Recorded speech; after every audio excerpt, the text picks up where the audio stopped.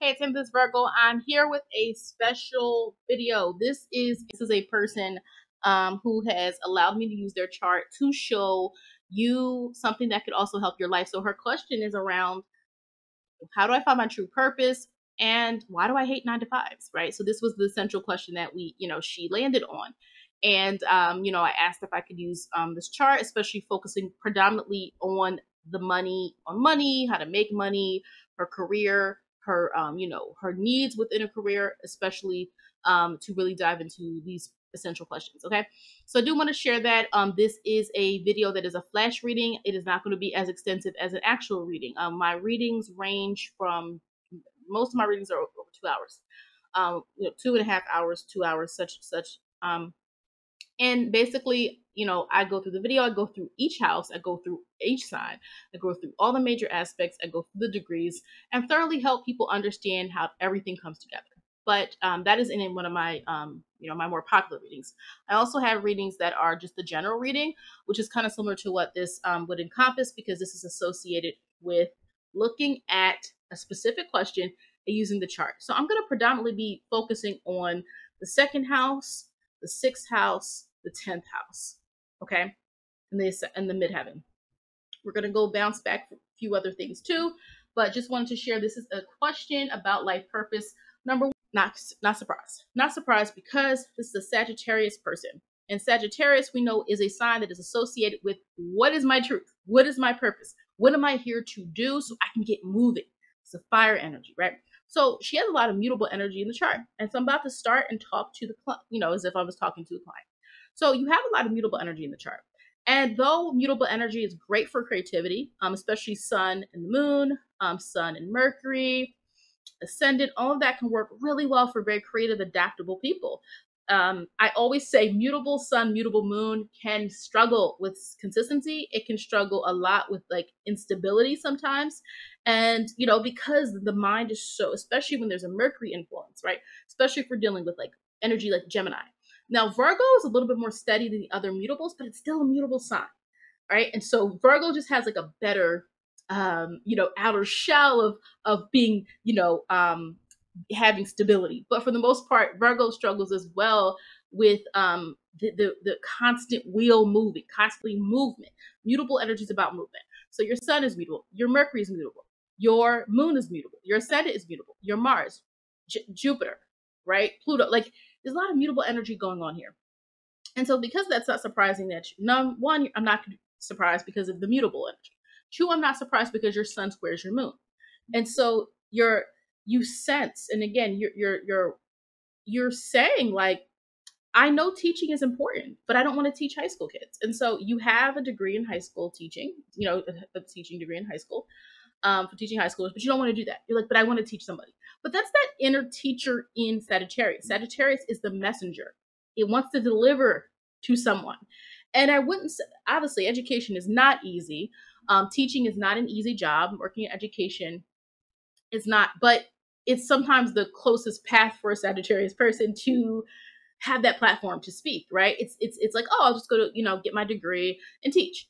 But we know Sagittarius can also be associated more with knowledge. It's associated more with kind of the worldly type of teaching. So it might not be as concentrated like a third house type of, teaching students in secondary school or, elementary school. So that causes you to feel like you are unclear of what you want. You're like, I don't know, also feeling this question around like, why did I pursue this? This isn't what I want. And that then from the moon in Pisces, it's your inner need to feel like, I'm not going to put my eggs in one basket. I'm not going to put all my effort into something if it's not really what I really want to do. Right. What also I want to talk about before I dive into your ascendant is that you are going through your Saturn return. Now, Saturn is right now at the 7th degree. It has not yet hit your 18th degree. But I always tell people, once Saturn is in your sign, that is your Saturn return period. Once it hits that exact degree, that shows you the time where it's going to be the most, poignant for you. But Saturn and Pisces, like, you're kind of supposed to be at this point now where you feel a sense of, it's like you're feeling a sense of despair. You're feeling a sense of hopelessness. You're feeling a sense, and I think that kind of mirrors what you had shared. And you're feeling this kind of like pressure to do something that is going to support you in the long run, but also a fear that it's like this fear, like I need to make the best decision for my future. I need to make a decision that's really going to really support me, my family, me and my child, and also support my dreams and what I want. And so what happens is you've worked jobs before where you didn't like them. And maybe you work really well with them. 6-degree sun. You care about being seen. The sun in the sixth house in general, you care about being seen as somebody who's of service. You want to be of help. You want to be of great, you want to help people that need what you have to provide, right? But also, Sagittarius here is like, but I don't want to do that, right? It's like, but if it's not purposeful for me, I'm leaving. And you likely have had experiences where you've left positions, you've left jobs that you had, right? Even the sun, conjunct Pluto. This tells me you are a person that's capable of doing sixth house things, tending to what needs to be done, responsibilities, tending to things that are duties of yours. But we also see the fact that Scorpio rules over your sixth house. Therefore, what rules Scorpio? Well, we have two rulers, right? You have Pluto in Sagittarius, which again, 0-degree, raw energy. It has to learn how to cultivate that Pluto determination, that Pluto intensity. And then Mars being in Sagittarius, right? And since Mars is in Sagittarius in the 7th house, it also supports this greater need and desire to connect to people in ways where you feel you're influential. When you are in jobs where you don't feel influential, you don't want to do that. And you don't have any real like attention seeking placements in your chart. So for you, it's not I want attention. It's I need to feel like the work that I'm doing each day adds to the bigger picture. That is you as a Sag, but also that Moon in Pisces need to like deliver something that you feel is going to help someone in a compassionate way. So it's not that you couldn't do this you couldn't be a teacher with those placements. And it's not that you can't, people all the time work in a field or a job just, for a while to make sure that they have money coming in, right? So people do that. But for you, it's a little bit deeper because you're like, I can't, right? Like I literally can't bring myself to do it. And you are someone that could quit. Like you're someone, if you don't like where you are, you're more likely to quit than a person who maybe has like a lot of Taurus energy or a lot of Capricorn energy in their chart. You also are Mercury ruled, right? Your chart is Mercury ruled. You're Gemini ascendant. So because you're Gemini ascendant, Mercury as your chart ruler continues to bring forth the importance of learning, the importance of education, the importance of getting your ideas across. But Mercury being in Sagittarius, it's like, but you want in some way, you're inspired and you love having some type of influence over other people. But through 7th house becomes more about partnership. So you likely want to be in a career. And again, I know that people think all 9-to-5s, like a 9-to-5, people can work different hours, right? And I don't know if like for 9-to-5, you view it as like going to a place and sitting there or going to a place and doing something, right? And you don't find it interesting. So you have to devote yourself to a greater cause in which you have the ability to utilize all of your knowledge to help someone else, especially 7th house, I would say, especially with the stellium. Now, of course, we know the closest conjuncts in this stellium is Jupiter conjunct Mars. But also Jupiter conjunct Mars is that spontaneous energy. It is that you get easily inspired by things, but you get easily let down. And that's also attributed to the moon being in Pisces, of idealism. And I'll talk about that a little bit later. But also Mars, because of that degree, see how this is almost in Capricorn, Mars is conjunct Venus. So it's also like what I do, I must love. But when I do it, Venus in Capricorn, I'm going to really dedicate myself because I really want to be goal-oriented. What I see in your chart, and you want to do well. You actually are like, I'm waiting for the opportunity to put my all in something. Now, what we're also going to look at here is the fact that where the 2nd house is how you're going to make your money, right? The 2nd house, how we make our money. What is our attitude towards money? Cancer energy is you do have a desire to feel safe. And in the 8th degree, it's like you're willing and ready to be determined when you feel a sense of I'm doing what fulfills me. Right? And we know that, the moon rules Cancer and the moon is in your 9th house. So that furthers this idea and need for some type of influence and impact that is far reaching. And when we look at the fact of the ruler of your second house, which is obviously, in the ninth house, this is direction. This is guiding someone in some way. This is maybe through, and it's interesting. You were, you have a degree in teaching because your chart understands. And I would really think through the way in which your teaching program has helped you or prepared you for the type of teaching you want to do. So, right. So, because it's like, if it's not high school students, then who is it? That's the question I would ask myself. Like, you said you want to teach, and you're like, I want to teach, but not this group. Who do you want to reach? Who do you want to impact? That is the question you need to ask yourself as a Sagittarius sun, Pisces moon. Ninth house is all about this purpose. It is about this direction. It's about life in terms of the ways in which we cater what we believe to the way in which we live out and the things that we choose to experience. Okay. And we'll go back to that. And, I'm going to go back up to obviously the 10th house in a moment. But then we go back to this 6th house energy and we look at the fact that the ruler of six. Okay, so again, I talked about Mars and I talked about Pluto in a little while ago. But if I go back, I just want to talk about how, if I look directly at Mars, the traditional ruler of Scorpio, in your 7th house, this helps me understand the importance of action. This helps the importance of action based on your morals and your belief systems. So your morals and belief systems, the way in which you think, the way you have to match that with who you intend to help. I also would talk about this service-oriented need from your chart because you have your sun in the house of Virgo, 6th house. You have your sun in the house of work, of health, right, of improvement. And you have your moon in Pisces, which is a compassionate moon sign. It cares, it has empathy. So the work in which you do has to involve not just having empathy for people, but it has to align with what the vision is you want of the world. And so one thing that I first thought when seeing 7th house placements and 8th house placements is even some type of counseling, working with people in some type of counseling capacity. Okay. One-to-one counseling, or in some way, working in an organization that supports what people need, working to give, I don't know, I'm giving examples here, but people who work with like families, people who give resources to families, people who help families get back on their feet if they've had any financial difficulty. I also say that because we think of, that energy and what's needed here. Well, we also could look at the fact that if you're looking at Venus in your 7th house. Venus rules the 7th house in astrology, and Venus is in Capricorn. It is about some type of structure, being a part of some type of structure. Again, this reading is specifically for your question about, 9 to 5 and life purpose. So I'm not going to talk as much about romance and relationships in this, which would be Venus. But Venus, in it being your 7th house, you make your money through your partnerships. You make money through, right? You make money through who you are in some way impacting through your ability to provide for them or give them some type of sustenance or resources, especially the 2nd degree, which is associated with Taurus.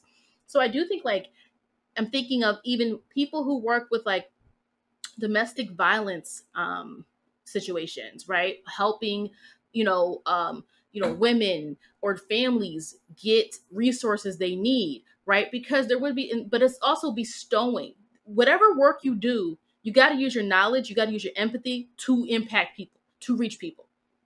Now, education can do many things. As someone who's worked in education, I think there's a lot going on in schools that are good things that people don't always see if they haven't been in school in 15 years, 25 years, right? Like, people envision school the same way they went to school, right? And unless they're really involved with their child does at school, they might not know. So there's a lot of innovative things going on in school, but we are limited in what we can teach, right? You're limited in what you can deliver. And so I think with this, it's also about whatever work you do, you have to have that Mercury and Sag, that ability to kind of speak your truth. Does that make sense? Like, you have to be able to speak your truth in whatever work you do. So feeling like you have to stick to a script or stick to a certain way of teaching could be limiting. Now, I will also say here, the importance of the 7th house is the way in which you are bonding with people over experiences. And I always tell people with the sun and Sag, especially, what is your story? Sagittarius love to tell stories, okay? They love it, and you might love it. Sag has a story. I wouldn't say the moons necessarily all the time, but definitely Sag suns. Or Sag, Sag in general is a story because there's a lesson in each story, right? And as a Sagittarius, it is important for you to understand yourself. right? You're going through your Saturn return. Now, it hasn't hit the 18th degree yet, but I tell people once Saturn is in your sign, pay attention to it. Saturn in Pisces, right? There is this kind of need to tweak your goals because of the 18th degree. But I like the 18th degree. It's a Virgo degree. It's the last Virgo degree because it's efficiency. But remember, Saturn takes time. Saturn is not delivering anything on a silver platter. Okay. But that's why it's so important as you're going through different phases in your life, not to hide from the things. And I'm not saying you have to tell everybody your deep, dark secrets, but it's like you don't want to hide. You don't want to hide from the things that someone else could relate to because you have Saturn in your 7th house. And your chart shows you have to get inside, that you have to ask yourself, what organizations, what causes, what do I believe in? And yeah, you might have to get your, your social justice hat on. Like what issue in society or in my community matters enough for me to work in that field. And because it has to be something in which my impact is seen almost immediately. My impact gives new lease on life for certain people, or it helps people through certain things in their life, right? And I'm allowed to speak my truth. I'm allowed, Jupiter and Sag, okay, I'm allowed to speak on my experiences, right? I'm allowed to do that. And again, so you have the second house. We talked about the second, the 7th. Let's go back to the 10th. Okay. So I talked a little bit about the moon being in Pisces. The moon being in Pisces there's definitely, Pisces, your midheaven. You're going to have a better, you're going to have more favorability when you are tapping into your ability to empathize with people and your ability to see the vision of what you want. Now, when I say vision, look, you have Saturn and Pisces. Saturn and Pisces is sacrifice, but it's also about reality, which means you might say, I want to solve hunger. I want to give resources to these people in my community. I don't like that this happens in the world, right? But Saturn and Pisces means you're also aware of the limitations of what you can reach. So it's not about solving the world's problems, but it's like, what can you do right now to give back? What can you do right now? What situation do you personally relate to? 7th house, let's go back. What do you relate to in life that can help you say, you know what? I went through a really hard time when I had to deal with this, and that. And let me see if there's an organization that I can work for. And really bringing that into the forefront of the way in which you're deciding to make decisions about the things that you want in your life. Okay. Now, because Saturn and the moon, where Saturn conjunct your midheaven, Saturn is about maturity. Saturn is about time, which means that to really feel that Pisces energy, it's going to take you going through the process. Pisces does not deliver any time results. And Saturn can represent delays and limitations because Saturn wants you to do the work first. So to fully feel completely fulfilled in your purpose, it's going to take time because you have to go through the experience of Sagittarius. And you have Jupiter in Sag. And you have 10th degree and 22nd degree Sagittarius energy in your 7th house through Mercury and Jupiter. What does that mean in the degree system I use? Well, those are both are Capricorn degrees, which deal with maturity, success, ambition, and having the goal and moving towards the goal. So this really, again, in a full reading, I would go over all these other things because Venus also represents relationship. And you can see that here, like, you may be someone who's more interested in an older partner or dating an older partner, or there's some type of like age difference in the, in your relationship. That's a whole different, even with Juno being in Capricorn as well. But I like this 12th degree here. But again, 12, what is that? Pisces. Moon is sextiling your Juno, right? Now, the importance there would be 12th degree is not about rushing things. It is not about this time-based kind of a soulmate situation. It may mean your ideal relationship is something that it has to be developed over time. It's like you have to work on you before you're going to get an ideal relationship. And that's not the point of this conversation. But I did want to share that because I do think also the fact that you're Gemini ascendant, right? The ascendant is, the way that I do this is it's instinctual. Why? It's on the first house cusp of Mars. I mean, Mars rules the first house in astrology. Mars, we're not thinking about it. We're not pondering about it. We're not feeling about it. We are just doing it because it's a part of our instinctual nature. And so for you, being inquisitive and thinking and asking questions is always going to be a part of who you are. And you like to talk to people in ways you like to bring hope. Mercury in Sagittarius. You'd like to bring hope and optimism. Now, sometimes those Mercury, you don't want to deliver, I tell people Mercury in Sag can sometimes promise more than it can deliver. And your Mercury and your Sun. Mercury is opposing your ascendant. So sometimes you get really caught up in ideas and you pursue something, and then you might realize, oh, I don't know if that's really what I want to do. But I think for you, what's essential is, even beyond working, it is important for you to find, and it doesn't have to be, it's not about being a social bee, right? It's about confidants, partnering with people, having people in your life that you feel are real, true people you trust. And if it's 2 people, if it's 3 people, whatever, because that's going to really support and help you. Even with Venus being here, I think that's important. Looking at some of this, even Capricorn on the cusp, like Saturn, 10th house. I mean, you might get further financially. And I don't say this for everybody, partnering with someone. And now it could be marriage for some people, right? But it also could mean partnering. I mean, and even with Jupiter being in your 7th house, many people would say that it is favorable. And I know that's not what our reading is about, in this particular time, but like that's favorable for marriage, for relationships, for now being careful because Jupiter can jump. It can make a lot of assumptions. It can get really excited, right? So you want to be careful of that. But also with Venus in the 7th house, like, a partner, like there's some value that you find partnering with people, but with it being Capricorn, you want to partner with people who are mature. You want to partner with people who've done the work that you want to do, especially when we look at Saturn, which is the ruler of the 10th house. So it's almost like it's suggesting like, you can definitely utilize that Saturn 10th house energy to be successful, but the 18th degree requires improvement. It requires you to do the work. That's Virgoan. Virgo energy is about task orientedness, checking things off. There is an order maybe to the way in which things have to get done. You don't love that all the time, but it is about finding, like, your vision has to match the reality of what you're doing, right? Now, let me see if there's anything I missed. Let me talk about the 8th house. I'm going to talk about the other question that I asked you. So the 8th house. Okay, the 8th house is resources, other people's resources, who invests in us. Okay, that's important. So when we look at the 8th house, you see Capricorn here on the cusp. Saturn is the ruler of Capricorn. So what stands out to me about that is the importance of, again, like I said, Capricorn energy emerging a lot in your chart. People who have Capricorn energy can kind of sometimes teach you the ways in which to stay the course on your goal. And sometimes those people may rub you the wrong way.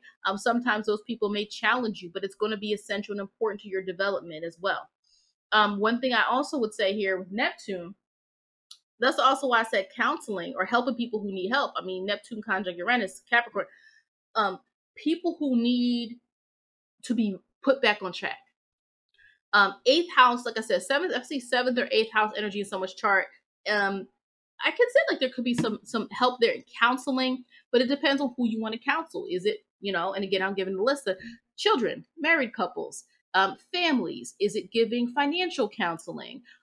Is it giving, counseling? There's sometimes people that do counseling for new parents, right? It's really important. You say you don't want to teach, but maybe you want to teach, in a different venue, working for a program. So I know you don't want to teach high school students, but the thing I would also tell you is combining all these things that I've thought of astrologically and intuitively is we also have to start somewhere. And if you're not finding the luck that you want in terms of finding something, where can you work where it is going to be to your best benefit, right? Where can you work where it's targeting a certain population of students, right? Because we have to understand that you have to learn the lessons, and Saturn's not going to give anything until you do the work, right? And so, though Uranus and Neptune, it's like this, it's interesting because when we look at Uranus is kind of sometimes fighting the urge to be in a Uranus in Capricorn is fighting the urge to do things its own way. Right. And with Uranus being in the 8th house, it does mean that there's going to be different ways in which you attach yourself to situations. You've gotten by doing something the alternate way. I bet you have. You've gotten by. Even with Neptune being in Capricorn, you have a certain heightened sense of spirituality, but you're also realistic too. There's a certain way in which you live life, in which you know that there are certain rules that have to be followed, but you also feel this deeper understanding that sometimes things will get moved and shaped a little bit more through unorthodox or energy that is less directed, which Neptune is not about direction. Neptune, we know, is the ruler of your moon. Okay. And so what also stands out here is you end up with situations that are going to require you to utilize both energies, because Saturn and Neptune in your chart have a mutual reception. Why? Saturn rules Capricorn, Neptune rules Pisces. And so there is an energy exchange between your eighth house, uncovering those deeper fears, the things that you fear, right, are going to lead to your success, right? But sometimes it's sacrificing the comfort of, I don't want to deal with that. I don't want to do that. There's got to be a shortcut. There's got to be a shortcut. It's sad, there's got to be a shortcut, right? There's got to be a shortcut somewhere. But honestly, it's also about the importance of noticing the areas where you do need to improve and work on it, right? So that's the ideal. That's why I said helping people. Like I said, even I brought up, like, Neptune's about healing. But what if, someone working with, like I said, I'm not saying you have to do this. People who might work with domestic abuse survivors. Capricorn is like, okay, we're going to get you back set up. We're going to get you in steady. We're going to get you a job. We're going to get you working. We're going to get you housing, whatever the case is, right? But Neptune relates to what? Neptune relates to healing, right? It requires that compassion that a Moon and Pisces person would need to have.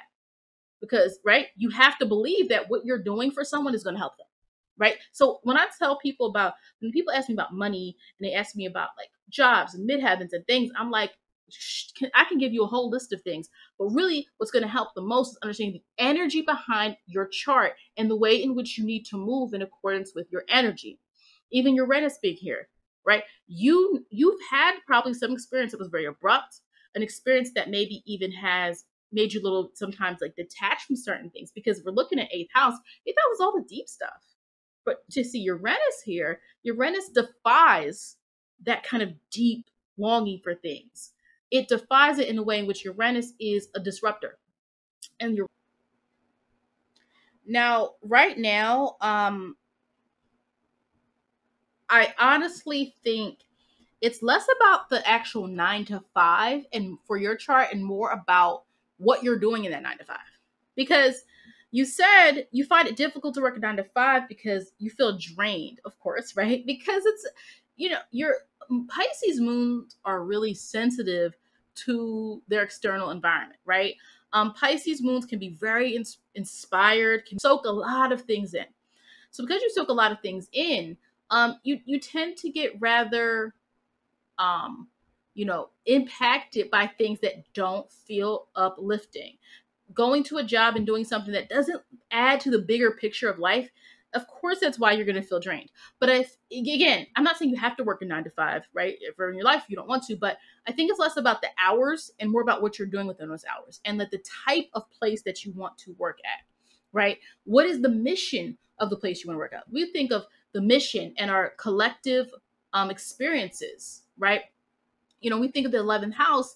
11th house, we're not talking much about money, but we are talking about the organizations we belong to, the networks we belong to. You have Aries here. So you benefit from being around movers or shakers or people who have a certain level of initiative they're taking. And also we look at, well, the ruler of Aries is Mars in Sagittarius in your chart in the 7th house. So it also means that, like, when you see what other people are doing, and it doesn't have to mean like all that's about what friends are doing or associates, when you look at things in society and you kind of see what's going on, what people are making moves in the world, it helps you understand how you relate to that world through Mars and Sag in 7th house. Who do I want to work with? Who do I want to be around? Who am I letting in my life? The 7th house is rather decisive, right? I mean, when I look at the 3rd house, those are our siblings, those are extended relatives. We don't control our neighborhood, 3rd house, right? We don't always control those things. Early schooling, we don't control where we go to school. Our parents tell us where to go, right? Of course, when we get older, some kids do request certain schools, but for the most part, 3rd house is our early foundational upbringing. The 7th house is when we get to partner up with people. It's when we're finding who we relate to, who we want to relate to. And then the 11th house is our organizations, our networks, the ideologies and social groups that we belong to outside of those more interpersonal relationships, which is 7th house. And so through that, it's asking yourself, where do I want to be? What do I enjoy doing? Do I enjoy sharing resources with people about healthcare? is I enjoy counseling people about their future. There are people who are saying, you know what, I don't want to work as a teacher, but I want to work as a guidance counselor. Or I don't want to work with counseling kids. I want to counsel, you know, couples. Okay. But I think the biggest thing here is, with the sun squaring the moon, especially, is Sagittarius gets very antsy. It can be energy that is very restless. And you want to be careful, because when you're so restless, we're hopping from place to place. We don't learn the skills we need to learn. So you do have to manage. I know you're bored with certain jobs. I know you don't want to do certain things. And I do think you should lean into your energy. And I always tell people to listen to your intuition and go with their energy. But if you're leaving things before you fully develop a skill, that is going to hinder your development a little bit, right? Right? It's going to hinder you, because your inner moon, I get it. Your inner moon is like, I feel like there's a greater calling, there's a greater cause, there's something that I want to be on a mission. Ninth house. So how do you create that in your daily life? What you choose to do in your daily life. You could be on a mission and not even it be about work. It could be, I'm working here because I know this is going to add to something I want to do in the future. The other thing I would say here is, I also, when I asked you the question of who in life motivated you, right? This is a very sad question. Who motivated you? What I liked about that was, who you mentioned. You mentioned Malcolm X, Martin Luther King, your father. You said your father is brilliant and brave. And I think that Sagittarian, you draw to people that you feel not are brilliant, like you said about your father, and brave, but also who have conviction. Right? Who you named and what you shared about your father, it's about people who have passion but it's not just passion in the sense of like a Leo, or how Aries would have passion, but Sagittarius, it's also combining this kind of belief system, this kind of moral compass, so to speak. And so you have to know what speaks to you. You need to know why you're doing what you're doing, and that'll answer your question. Understand that, and that's why I said with astrology, the way that, a lot of it is, I like the approach to psychological astrology and evolutionary astrology, because it's not just telling people this is your placement, this is what you do. It's, where's your mindset going? Where's your psyche at when you're thinking of applying these different situations? And that the reality is, you may have to take a 9 to 5 or 8 to 4, whatever is offered. It's not about the hours. It's going to be about the work. Right? And when you change your mindset about what a 9 to 5 offers, and understand that when you are in alignment with what you need to do, okay, that'll support you. And what will help as well is when you're working with people who have similar ideologies, when you're working with people who have similar mindsets, when you're working with people who listen to you. Moon in Pisces, worse than you feel shut down. You don't want to feel shut down. Moon in Pisces is very sensitive to that, especially if you have high ideals, high, dreams about what you envision, what you want your journey in life to be like. You could get let down very easily. Pisces idealism and Sagittarius is optimism. And when life doesn't match that can be, difficult. But your moon is conjunct Saturn. And that means I think you're able to deal with the difficulties in life in a mature way, even when you get let down. Sagittarius energy knows how to pick back up. The people around you are going to be essential. I know a lot of people, it's nothing wrong with having your alone time. It is nothing wrong with sometimes being off to your own devices. But your chart indicates otherwise. Your chart is showing the importance of the seventh degree.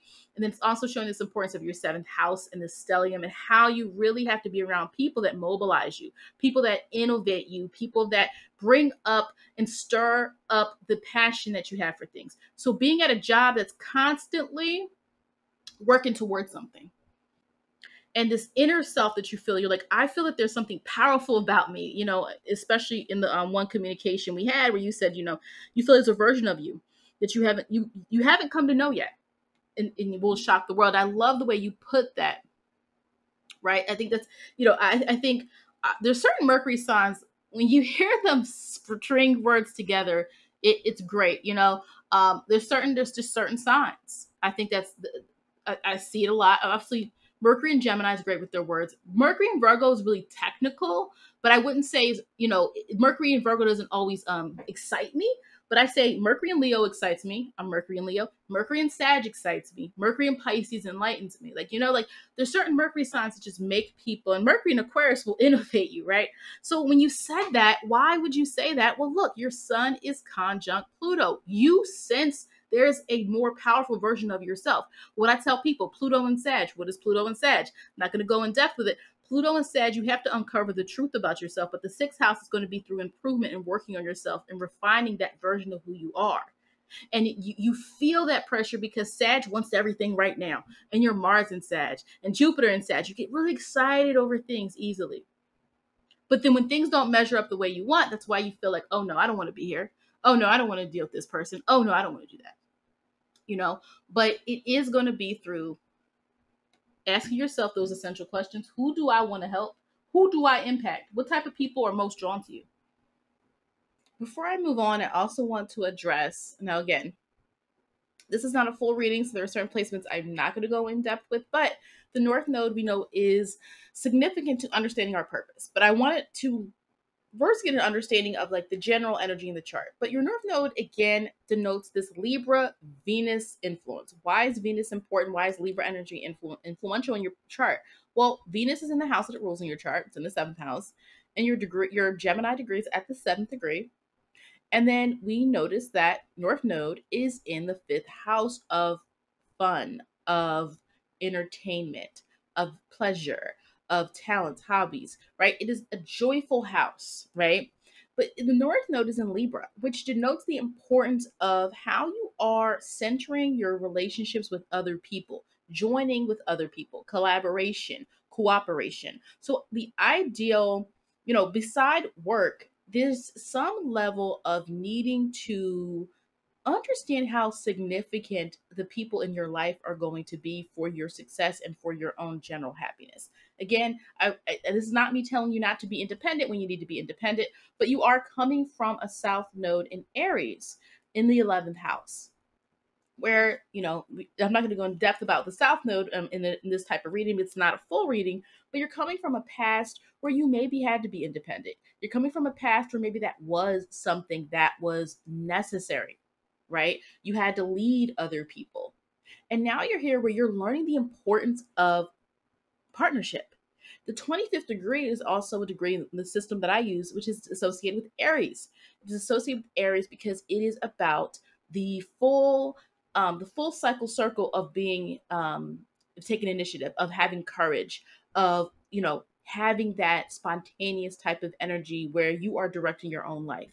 And when you put it in Libra, it means not just being passive about the relationships you have, not just being passive about what happens to you in life. It is about you enjoying and choosing the relationships and types of connections you have with people through purpose, right? Sagittarius energy and Pisces, like with you, it's going to be a need. And what I do in readings is I don't just talk about things in isolation, right? Your North Node, right, is your path. It's not you becoming a Libra, but your relationships are going to be, and your partnerships and where you work and who you associate with in your social groups and all those things are going to be made more meaningful when you are attached to people who have the same cause, the same direction, or have the same type of beliefs or the same type of energy as you.